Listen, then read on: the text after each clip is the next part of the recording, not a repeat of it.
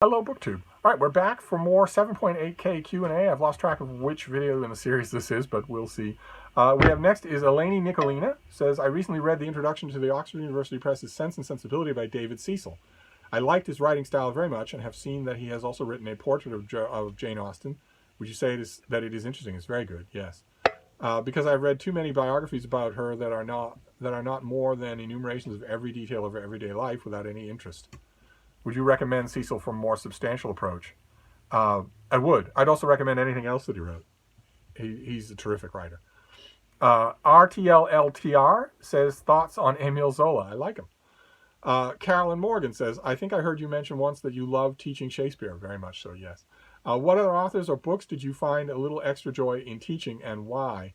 The only other one that really comes to mind is Hemingway, because I deconstructed him book by book and story by story in my class, initially over Howells of Protest. And eventually I won the whole class over, especially since my main drive in showing the faults of these over-venerated novels and short stories was to point out to everyone in class, especially the young men, that they could do better. Not that somebody else could do better, but that they could do better. The class ended up really liking that. And plus, also, it was a seminar on how much fun line-by-line literary criticism can be. Inspiring Words says, I would freak out if I had that number of subscribers. I'd freak out with 100. Currently happy with 18. You and me both. It is freaky. Absolutely freaky. It's inexplicable. Much as I'm happy to have the company, it's inexplicable why this number is the way it is. Jerome Jacobson says, thank you for posting your March of the Penguins and other videos. My question for you is, when do you believe the first books of the Bible were written based off what you've read? Oh, I would go with the scholarly consensus is that the book of Job was written first and that it was written late 7th, early 8th century, something like that. I don't see any reason to futz around with anything else than that. And that, of course, is very important if you're looking at the Bible from a literary analysis point of view instead of a religion point of view, since the book of Job is clearly polytheistic. There's a court in heaven full of gods. But anyway, we don't want to cause trouble. Leo Percara says, what are the best biographies you've read about authors? That's a whole video on its own, or a series of videos. I've read thousands of biographies of authors, and a lot of them have been really good. Scorchdur Schwarterschicken says, number 1, favorite guitar players and guitar solos. I'm quite sure I don't know. Question number 2, why didn't you become a vet? Well, they have to execute dogs, for one. They lose dogs. They deal with really bad owners all day long. And there's a science requirement that I'm pretty sure I couldn't hack. Question number 3, how many books a person have to read in a certain period of time for them to be considered a reader? They're a reader right from the beginning. I read recently a statistical research saying that the number of readers increased, but their definition of reader was absurd. They defined someone who read one book as a whole or in some part in the last 3 months. I know that's how such surveys get away with giving quote-unquote optimistic results, is that they define reader right down into the ground.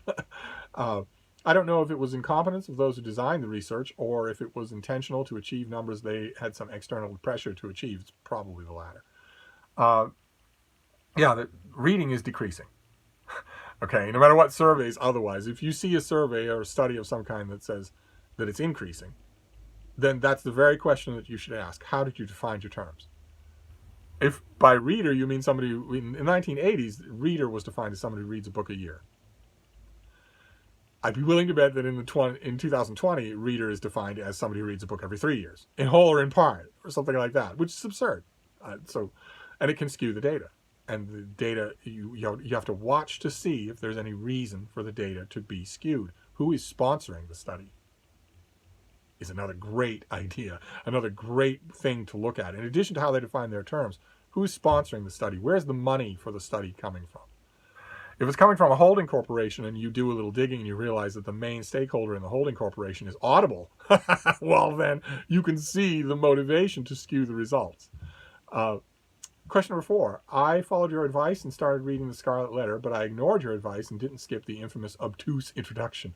However, I actually like the introduction. What is wrong with me? I don't.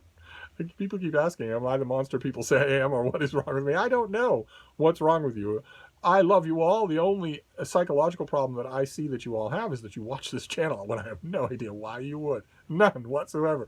But aside from that, I don't know what's wrong with you. And certainly there's nothing wrong with you for liking that Customs House introduction. It is beautifully written. The only reason I tell people to skip it is because it doesn't have anything to do with the book. And I mean to underscore that in case you encounter a literary dude bro who's got a chip on his shoulder and wants to mansplain to you. I want to stress that. The person who knows Nathaniel Hawthorne's writing best in all the world, the person who knows Nathaniel Hawthorne better than anyone you will ever meet, is telling you in no uncertain terms that the introduction to that book has nothing to do with the rest of the novel. If somebody says it does, they are just wrong. And question number 5. I went out on a date and she complained I smell like dogs instead of perfumes. I immediately went away. Was that the right choice? It most certainly was. It most certainly was. And we can follow that up with all the other appendixes that come along. If, for instance, the person you go out on a date with notices that you smell like dogs but doesn't say anything about it, but then you go back to your place and there's a dog there and they say, aren't you going to put the dog out on the porch while we hang out? Dump them. Love me, love my dog. Tyler Curtis says, what do you think of Rick Perlstein? Is his work worth my time? I would say no. Hate to say it because he deals with interesting subjects, but I would say no. Inspiring Word says, what is your height? 6'1". PHXSNS1 says, number 1, how much do you value a sci-fi writer's predictive abilities, if at all? I don't value them at all. It's all just a shot in the dark. I love watching their extrapolations based on current technology, but I don't put any faith in it. And question number 2, your thoughts on Ambrose Bierce and James Weldon Johnson. I know that I'm supposed to love them both, especially Bierce, but I only like them. They've never really, neither one's really done it for me. Mac, oh God, help us, Mac. I asked for brevity when it comes to questions. I asked for brevity, and your questions are, there are 1,000 words here. All right, let's embark. Number 1, assuming Republicans fail at voter suppression tactics and Biden wins the presidency, how likely is it that Trump will declare victory anyway? How should Democrats deal with this? Trump is going to declare victory anyway. As soon as even one state goes for Trump on election night, he's going to claim that he won. Do a press conference. Yeah, already has it lined up. It's all, there's no doubt about any of this. He's not going to wait at all. As soon as he has any kind of a lead of any kind, he's going to declare victory. And if he doesn't ever develop one of those in the course of election night, if the results just go against him the whole time, he's going to start long before, while voting is still taking place, he's going to start to interfere in the election by saying these results as they're coming in are fraudulent. And also by calling on his supporters to riot, to take the law into their own hands. How Democrats should deal with it is very simple, but are they going to do it? I have no idea. Democrats in the House of Representatives have an enormous number of tools at their disposal to bring the Republican government to heel, and they haven't been doing it at all. Dianne Feinstein in the Senate Judiciary Committee thanking Lindsey Graham for his leadership in ramming through a last-minute lame duck Supreme Court nomination of Amy Coney Barrett. She's a Democrat. She thanked him for his leadership, in explicitly denying and explicitly contradicting what he himself said he would never do. If instead Dianne Feinstein, who's the ranking member, had said, I refuse to attend these events, you can't make me, I refuse to attend, they couldn't have been held. They couldn't have gone forward. The Democrats in Congress hold the purse strings. If they had said to their Republican counterparts in the Senate, if you try to ram through a Supreme Court nomination when people are currently voting in an election, when Donald Trump is currently under consideration by voters, it's not the same year like it was with Barack Obama. It's during the election. If you try to do this, then we'll stop all funding, even temporary. You try having your Senate conclaves in the dark. You'll have no lights on in the Senate building. We'll stop all funding. We'll stop all legislation going forward, all of it, every bit of it, even the quotidian stuff. We'll inform your staff that they won't be paid next week. So knock it off. This is obviously going to wait until after the election. The Democrats didn't do that, thanking Lindsey Graham for his leadership in gutting the will of the electorate. So will the Democrats do anything? I don't know. I don't know if they will or not. They have a lot at their disposal. They could arrest him. It is high treason to foment rebellion in this country. whether you're president or not. It's against the law. Anyway, question number 2. Assuming Biden wins and Dems flip the Senate, polls indicate both are likely. Neither will happen. How can Biden deal with obstructionist Republicans in Congress? Do you support abolishing the Senate filibuster? I do support abolishing the filibuster. And in an ideal world, the way that Biden would deal with obstructionist Republicans would be twofold. One is he's really good at dealing with such people. They stop being obstructionist when they're not dealing with a black person or a woman. And 2, Biden will have at his disposal, if this imaginary scenario were to happen, he would have at his disposal the ultimate bully pulpit to convince people to get rid of obstructionist Republicans, to vote them out. They don't, despite how long some of them have been there, they don't have permanent jobs. They're up for re-election all the time. Question number 3. Historians generally rank Buchanan and A. Johnson as the 2 worst presidents. Do you think Trump has surpassed them? Donald Trump is the worst president in American history on every measure. Yeah. Handily. Yeah. Question number... Oh, no. Go.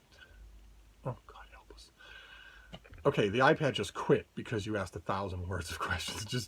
Just up and quit on me. So I have to go back to where you were. I have to go back to find you. There we are. What are your thoughts on Noam Chomsky's terrible book, Rethinking Camelot? I think it's terrible. Number 5, if you were to do a historical ranking of U.S. presidents, where would Reagan rank? It depends on what kind of ranking. Political leadership, the intangibles that I'm always saying the presidency is all about, that sort of thing. Reagan would rank in different places on different measures, but he would be nowhere near the bottom. Question number 6. Do you think Reagan's supply-side economics reforms were good for the country? No, they weren't. Supply-side economics doesn't work. Just plain doesn't work. Question number 7. Do you think Bill Clinton was a good president? Again, it depends on what measure you use. He was a great steward of the country, a great leader of the country. He could not control himself at all and was not willing to be told that. And that's very bad. Obviously, it was enormously destructive for his presidency. Question number 8. What books influenced your negative opinion of Julius Caesar, considering you stated how most historians are wrong about him? The original sources. All the original sources for him. Just read them. You see if you get the same impression that a lot of those historians come to when you just read the sources they're working with. There's no magic here when it comes to Julius Caesar. We have original sources for him, and that's it. So all later historians are working from that. So just read the original sources and see what impression you come out with. Question number 9. As you know, the Dems are considering several strategies to combat a conservative majority on the Supreme Court. One of the ideas is packing the courts. Do you support this, and do you think it could backfire? I do support it. It could not possibly backfire. It's the only thing necessary. It's the only thing that's left to do.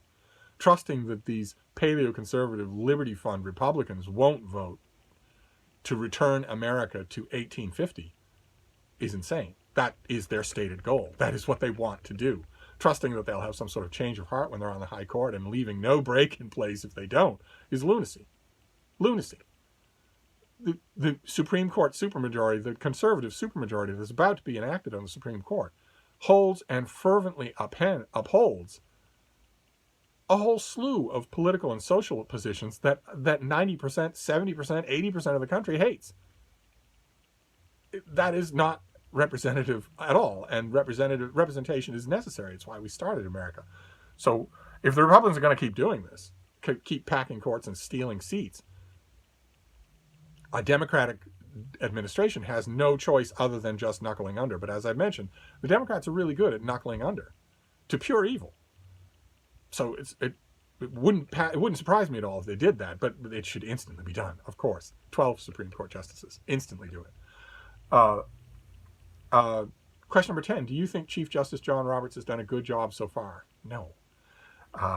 He hasn't foamed at the mouth. But question number 11. What is your assessment of constitutional originalism, the philosophy of Judge Barrett and many of former current justices, most notably Scalia? It's ridiculous. The Constitution is a living organism. It's a living document. Constitutional originalism means, what did the founders intend? Well, the founders didn't think women should vote or hold property or run businesses. The founders' opinions on slavery were well known. Child labor, the religious rule of the country, etc., etc., etc. It's ridiculous. It's ridiculous saying that the original intent of agrarian senators from 3 centuries ago should rule the interpretation of a document in 2020 America. Find me a passage anywhere in Thomas Jefferson or Alexander Hamilton that talks about internet commerce. And maybe I'll agree with originalism. Otherwise, no. No, absolutely not. How are we doing for... Oh, goodness gracious. Oh, God. Oh, my God. Oh, all right, that's going to have to do.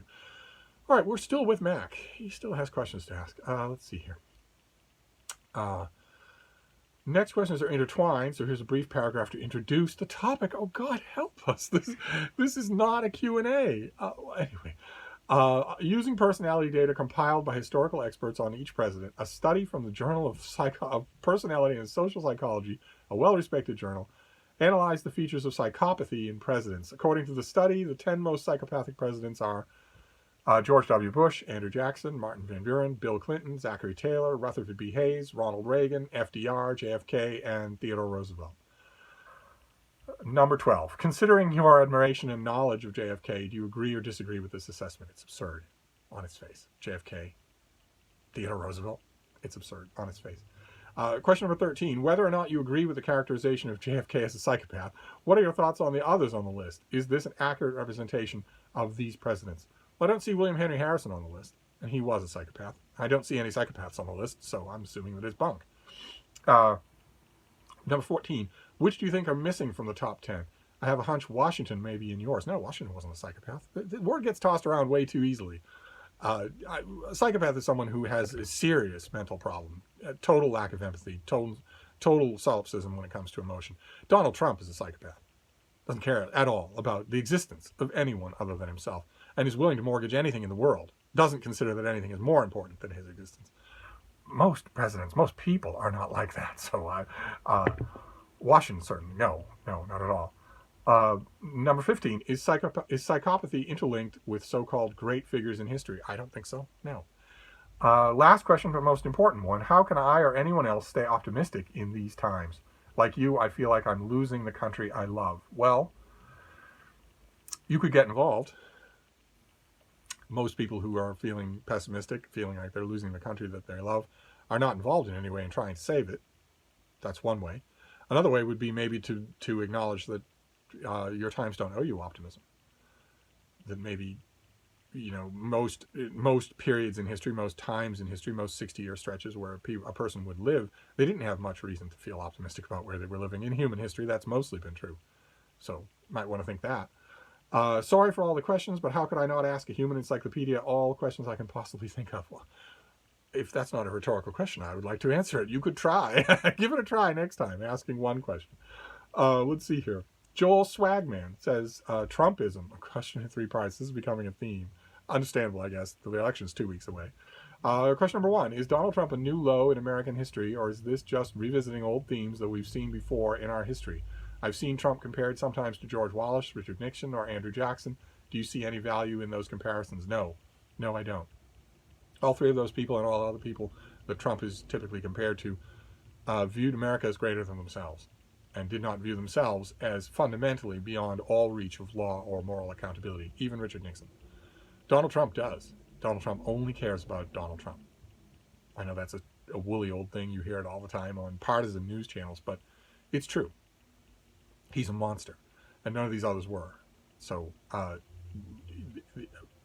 revisiting old themes, some old themes, but not like this. I can't stand it when boring old historian talking heads get up on cable news channels and say, oh, he's just the latest in a long line. No, he's not. No, he's not.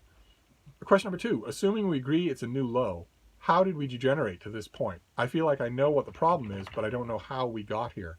One of the main ways that we got here is reality TV. Before there was an internet, before I was able to post my opinions, I would just tell my friends, this intentional blurring of real and fake, of real and scripted, is extremely dangerous. It's extremely dangerous. I said, in fact, in the early days of reality television, I said, it won't surprise me at all if we have a reality TV president. Most of the country thinks this is real. That's extremely dangerous, because somebody has to write the script. It never occurred to me that we'd have a reality TV show president who would be from reality TV. That I always assumed it would be a politician who would just mimic.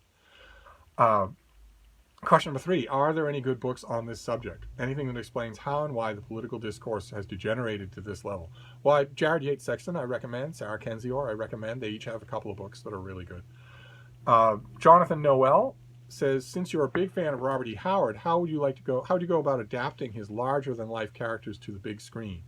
A Conan movie, or franchise of movies, a Cull movie, a Solomon Kane movie, even a Brand McMorran movie. Also, your thoughts on the 3 Conan movies that exist, as well as Solomon Kane movie from 2009. Well, I'm a big fan of the latest Conan movie, the one starring Jay Momoa, before his Aquaman days, before his Justice League days.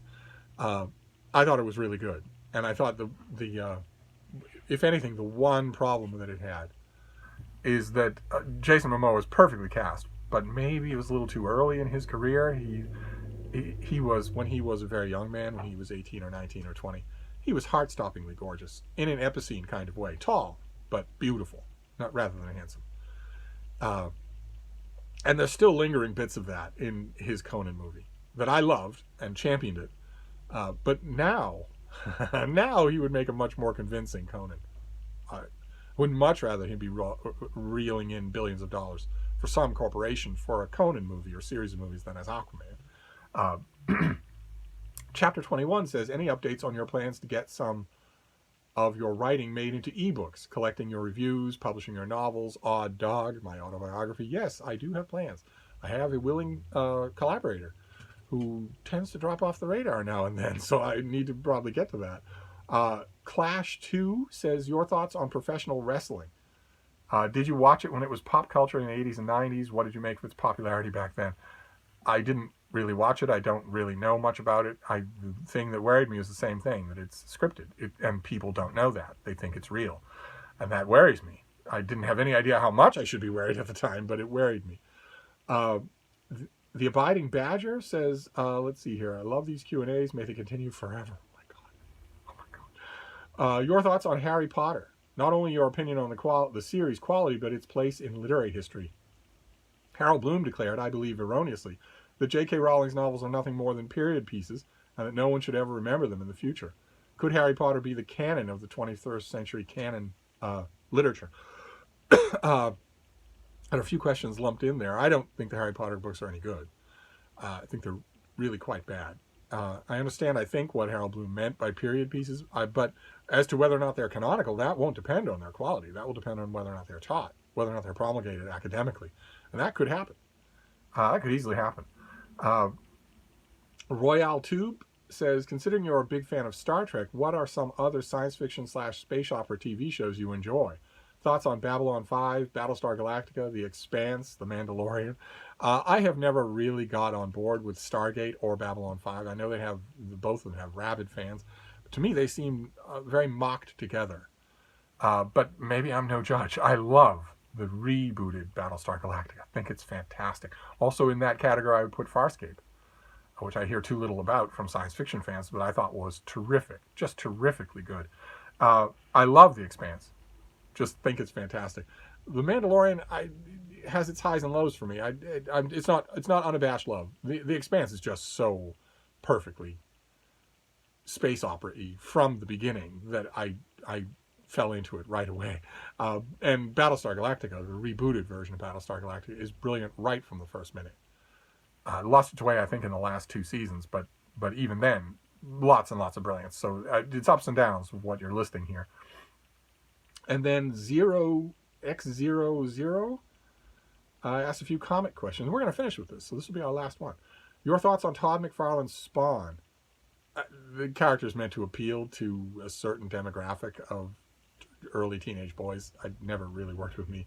Thoughts on its adaptations, upcoming adaptation starring Jamie Foxx? Well, I don't think Jamie Foxx can do anything wrong. I think he's great.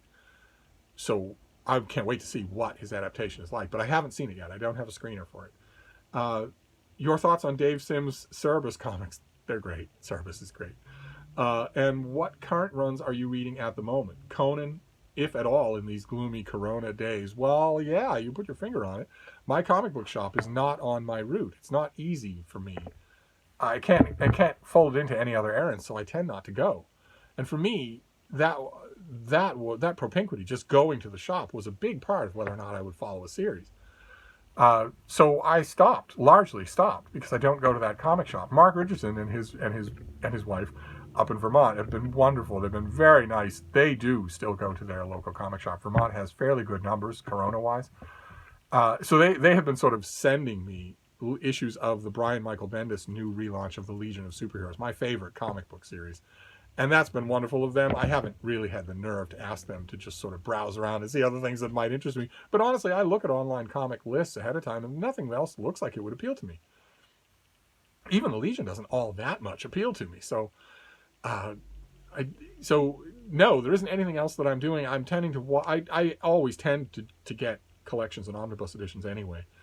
And the omnibus edition I have my eye on is the Legion of Superheroes. The 5 Years Later saga has finally been collected in a big hardcover omnibus edition. I haven't got it just because it's a bit expensive. But that's the next thing on my list, is that. That and the ongoing comic of the Legion of Superheroes I will continue to buy as long as DC makes it. And that is it. That is our 7.8K Q&A. God help us. I think that was 5 videos. So I'm going to wrap this up for now. And somehow post all of these, but I will be back. Thank you, BookTube.